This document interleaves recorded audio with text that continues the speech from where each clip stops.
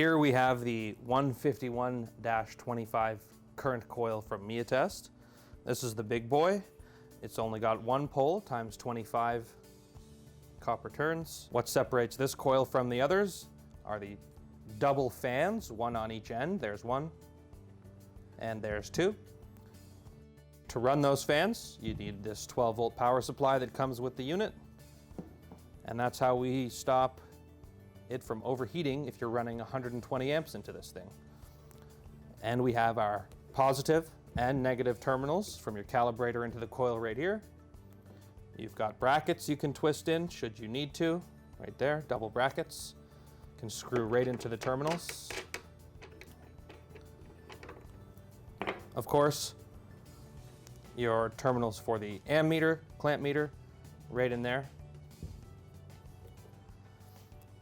And if you're putting 120 amps into it, that's how you're going to get your 3000 amp output.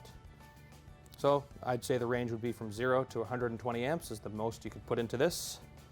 We've got our cooling fans to stop it from overheating. And it weighs about, I'd say 9 to 10 pounds. Now we're going to verify 2500 amps AC with our handy fluke meter here and its iFlex 3000 current clamp. So I'm going to turn our 151-25 coil on. Get those fans going. Marvelous. We've already made our connections to the calibrator. We'll turn that on. And our fluke meter was going to give us a current reading.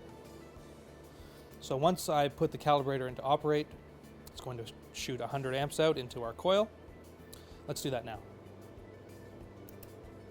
So we're looking for about 2,500 amps, and there we've got 2,497 amps AC, and that's very accurate. So we'll turn that off, and that's how we verify amps using the 151-25 current coil.